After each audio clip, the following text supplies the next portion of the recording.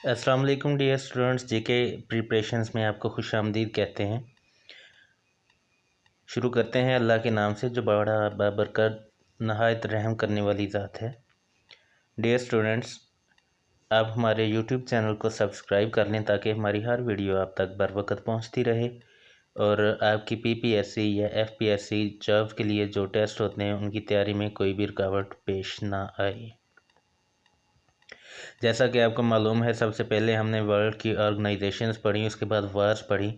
आज से हमारा नेक्स्ट टॉपिक जो है वो पाकिस्तान स्टडीज़ से रिलेटेड है, वो स्टार्ट हो चुका है। तो आज उसका पहला लेक्चर है जो कि एक शख्सियत के ऊपर हम बेस करता है। इस शख्सियत को देखेंगे, हम जानेंगे कि ये कौन साहिब हैं और इनकी क्या क्या खिदमत थी। तो सबसे पहले आपके लिए ज़रूरी है कि आप ये वाली तस्वीर देखें। कुछ लोगों ने इस तस्वीर वाले शख्स को पहचान लिया होगा कि ये कौन है, कुछ की पहचान में नहीं होंगे। तो अभी इनका इंट्रोडक्शन करवा देते हैं कि ये हैं सर सैयद अहमद ख़ान। ये पैदा हुए 17 अक्टूबर 1817 को दिल्ली, मुग़ल इंडिया। अब मेरा आपसे क्वेश्चन है, चले मैं ही बता देता हूँ कि मुग़ल इंडिया क्यों लिखा गया है।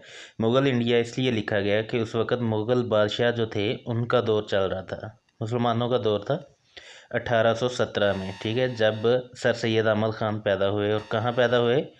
दिल्ली के अंदर, जो कि इंडिया की एक रियासत है। आजकल इंडिया का कैपिटल सिटी भी दिल्ली है। ठीक है, अच्छा, उसके बाद देख लेते हैं कि वफ़ात कब हुई।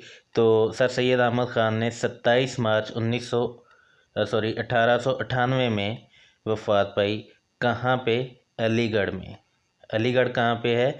नॉर्थ वेस्टर्न प्रोविंस है ब्रिटिश इंडिया का। अब देखें, यहाँ पे आ रहा है मुग़ल इंडिया, यहाँ पे आ रहा है ब्रिटिश इंडिया।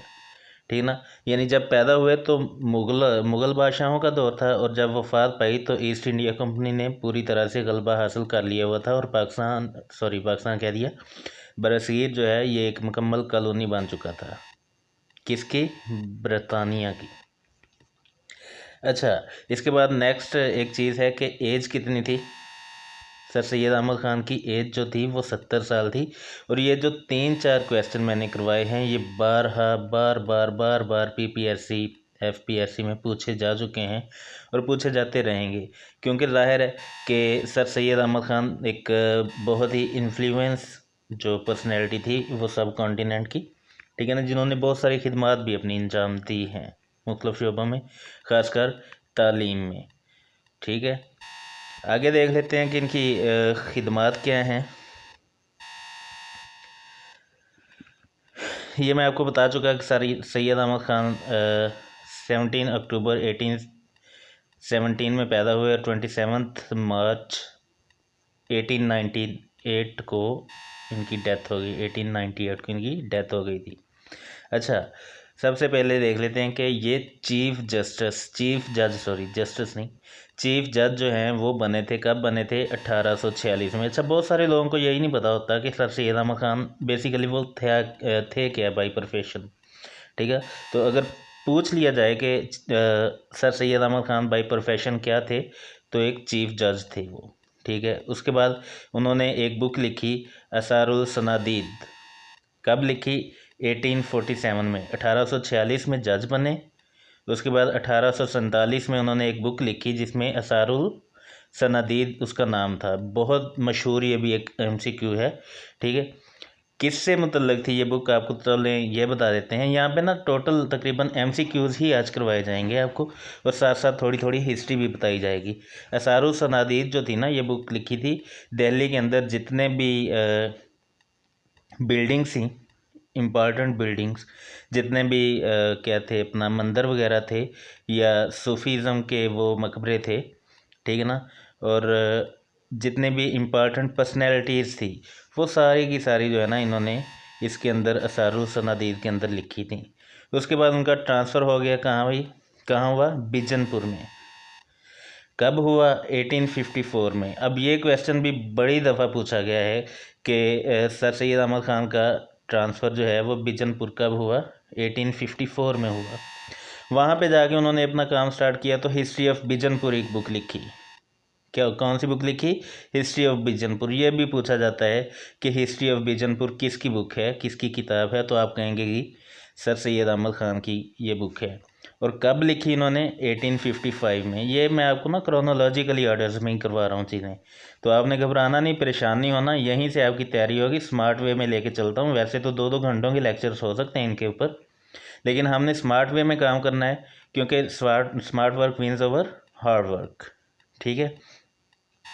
एजुकेशनल सर्विसेज को अगर देखें तो सबसे पहला जो इन्होंने एक काम किया था वो मदरसा मुरादाबाद बनाया था 1859 के अंदर। ठीक है जी। अच्छा, इस मदरसा का काम क्या था कि यहाँ पे फ़ारसी, या मतलब यहाँ पे जो तालीम दी जाती थी ना, वो फ़ारसी में थी, उर्दू में थी और हिंदी में थी। ठीक है ना। अच्छा, इसके यहाँ पे यानी लैंग्वेज की तालीम दी जाती थी। उसके बाद इन्होंने एक बहुत अच्छा काम किया, जो विक्टोरिया स्कूल गाज़ीपुर बनाया। ठीक है। ये बनाने का मतलब तो ये था कि ये सर सैयद अहमद ख़ान समझ चुके थे कि जो मुसलमान हैं ना, ये मॉडर्न एजुकेशन से बहुत पीछे हैं। तो वो चाहते थे कि मुसलमान मॉडर्न एजुकेशन की तरफ आएँ, साइंस की तरफ आएँ, जिसके बाद उन्होंने साइंटिफिक सोसाइटी का काम भी किया। लेकिन अभी यहाँ पे इन्होंने बेस तो यही रखी थी ना। ठीक है। और विक्टोरिया स्कूल गाज़ीपुर कब ओपन किया इन्होंने? 1862 में। ठीक है। उसके बाद उन्होंने साइंटिफिक सोसाइटी गाज़ीपुर का क्या जो है बुनियाद रखी 1864 में। ठीक है। इसका मकसद क्या था? ये साइंटिफिक सोसाइटी गाज़ीपुर जो थी ना, ये ट्रांसलेशन करती थी इंग्लिश बुक्स की, और इनका तर्जमा जो था वो यहाँ पे पढ़ाया जाता था सब कॉन्टिनेंट में। ठीक है। इसकी ट्रांसलेशन, अब साइंस की बुक्स होती थी जिन्हें ट्रांसलेट किया जाता था, या फिर लिटरेचर होता था, लैंग्वेजेस होती थी। ठीक है। उन्हें ट्रांसलेट किया जाता था बेसिकली फ़ारसी के अंदर, उर्दू के अंदर और हिंदी के अंदर। साथ ही साथ बंगाली ज़बान के अंदर भी जो है ना काफ़ी वर्क किया साइंटिफिक सोसाइटी ने। ठीक है। तो इसका यही मकसद था कि ज़बानों को ट्रांसलेट करके जो है ना पढ़ा दिया जाए, ताकि मुसलमान जो है वो अपने आप को अप टू डेट कर लें, क्योंकि ये मॉडर्निज़म के बहुत बड़े हामी थे सर सैयद अहमद ख़ान। उसके बाद इन्होंने बुनियाद रखी अलीगढ़ इंस्टीट्यूट की, बुनियाद नहीं सॉरी रखी, स्टार्ट किया अलीगढ़ इंस्टीट्यूट गज़ेट। ठीक है ना। गज़ेट मतलब एक रिसाला होता है, जो इन्होंने स्टार्ट किया। कब किया? 1866 में। वजह क्या थी? वजह यह थी कि इन जब आपको पता है कि वार ऑफ इंडिपेंडेंस में मुसलमानों को हार हुई थी, जो 1800 कब हुई थी? 1858 में ख़त्म हो गई थी ना। अच्छा, उसके बाद इन्होंने कहा कि ये जो ब्रिटेन और इंडियन लोगों के दरमियान गैप है ना, उसे कम किया जाए। तो उसे कम करने के लिए उन्होंने अलीगढ़ इंस्टीट्यूट गैजेट स्टार्ट किया, जो कि अच्छा, इसकी एक ख़ास बात यह भी थी कि इसकी एक साइड ना 2 पेजेस होते थे, पेजेस को डिवाइड किया होता था। एक साइड पे उर्दू होती थी, क्या होती थी? उर्दू। और दूसरी साइड पे इंग्लिश होती थी, उसी की ट्रांसलेशन। सॉरी, क्या होता था जी? इंग्लिश। ठीक है। एक साइड पे उर्दू, दूसरी साइड पे एक ही पेज के दूसरी साइड पे इंग्लिश होती थी। तो इससे बड़ी पजीराई मिली, लोगों ने इसे पढ़ना शुरू किया, और डिमांड जब बढ़ी इसकी, तो पहले ये हफ्ते में एक दफ़ा शाया होता था गज़ेट। ठीक है, अलीगढ़ इंस्टीट्यूट गज़ेट। फिर इन्होंने क्या है, हर 3 दिन बाद शाया करना शुरू कर दिया, क्योंकि लोग इसे पढ़ते थे। उसके बाद इनकी एक और कामयाबी थी, जो इन्होंने अंजमन तरक्की मुसलमान ने हिंद की बुनियाद रखी 1870 के अंदर। ठीक है। इसका भी मकसद वही था कि बरतानिया के साथ जो तल्लुकात हैं उन्हें डेवलप किया जाए। और 1870 में ही जो है सर सैयद अहमद ख़ान बरतानिया भी गए थे। ये भी पूछा जा सकता है कि सर सैयद अहमद ख़ान ने बरतानिया का दौरा कब किया था? तो 1870 में किया था। वहाँ पे जब ये वहाँ का दौरा करके आए ना, तो उनसे बड़े इम्प्रेस हुए। तो आके उन्होंने फिर अंजमन तरक्की मुसलमान हिंद जो है इसकी बुनियाद रखी, ताकि मुसलमानों को भी उन्हीं की तरह अपडेट किया जा सके। लेकिन ये खैर अलमिया था, हमारे लिए अभी भी है। अगर आप तालीम की चूँकि हम बात कर रहे हैं, देखें तो यूरोप के अंदर प्राइमरी एजुकेशन को 1860 में जो है ना कंपल्सरी करार दे दिया गया था, जबकि हमारे पाकिस्तान में ये हुआ था 2005 में, 2005 में जाके जब यूनिवर्सल प्राइमरी एजुकेशन को लागू किया गया, तब प्राइमरी की तालीम जो है ना कंपलसरी की गई। मतलब ये 150 साल 200 साल का जो गैप था, यही बेसिकली हमारे दरमियान और उनके दरमियान गैप है कि हम तालीम में उनसे पीछे हैं, ये हमें मानना पड़ेगा। खैर ये एक और टॉपिक है, इसके ऊपर बाद में बात होगी। इसके बाद देखते हैं उन्होंने बुनियाद रखी MAO स्कूल अलीगढ़ की। कब रखी? 24 मई 1875 को। इसी स्कूल को ना बाद में कॉलेज का दर्जा दे दिया गया। MAO स्कूल अलीगढ़ जो था ना, इसी को अलीगढ़ कॉलेज जो था, MAO कॉलेज अलीगढ़ का दर्जा दे दिया गया 1877 के अंदर। और इसका जो इनाग्रेशन किया था वो लॉर्ड लेटन थे। लॉर्ड लेटन कौन थे? जो उस वक़्त के वाइसराय थे, ठीक है ना, बरतानिया के जो वाइसराय बना के वो भेजते थे ना इंडिया में, मतलब सब कॉन्टिनेंट में, ठीक है ना, वो लॉर्ड लेटन थे। इन्होंने इफ्तिताह किया था, ठीक है। और इसी MAO स्कूल अलीगढ़, पहले MAO कॉलेज अलीगढ़ बना 1870 के अंदर। उसके बाद इसे यूनिवर्सिटी का दर्जा दे दिया गया। कब दिया गया? 1920 में। तो ये भी सर सैयद अहमद ख़ान की एक बड़ी काविश थी, कामयाबी भी कह सकते हैं आप इसे। और उनकी ख्वाहिश थी कि हम मुसलमानों को ना मॉडर्न तालीम की तरफ ले जाएं, ठीक है। उसके बाद उन्होंने मोहम्मदन एजुकेशनल कॉन्फ्रेंस स्टार्ट की। ये हर साल हुआ करती थी 1886 में। तो इसका मकसद भी यही था कि मुसलमानों की बेहतरी के लिए, क्योंकि मुसलमान ज़वाल पजीर थे, वो चाहते थे कि मुसलमानों की बेहतरी के लिए काम कर लिया जाए। तो ये भी एक अच्छी अचीवमेंट थी। उसके बाद इन्होंने लिखा रिसाला असबाब बगावत हिंद, ठीक है। ये जो लिखा है ना, ये बेसिकली उन्होंने लिखा वार ऑफ इंडिपेंडेंस के ऊपर, जंग आज़ादी के वक्त, ठीक है ना। जंग आज़ादी में सर सैयद अहमद ख़ान बिल्कुल खामोश रहे, और ये बेसिकली इन्होंने सपोर्ट किया था ईस्ट इंडिया कंपनी को, ठीक है।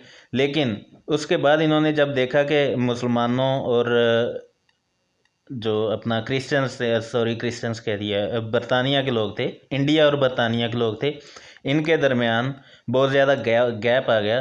तो ये फिर इन्होंने एक रिसाला लिखना शुरू किया, असबाब बगावत हिंद, जिसमें इन्होंने बावर करवाया कि ईस्ट इंडिया कंपनी ने क्या कुछ किया है, क्या वजूहत थी उस जंग की, और क्यों जो है ना उसका होना लाजमी था, ठीक है। और साथ ही साथ लॉयल मोहम्मडन्स ऑफ इंडियंस भी इन्होंने स्टार्ट किया लिखना।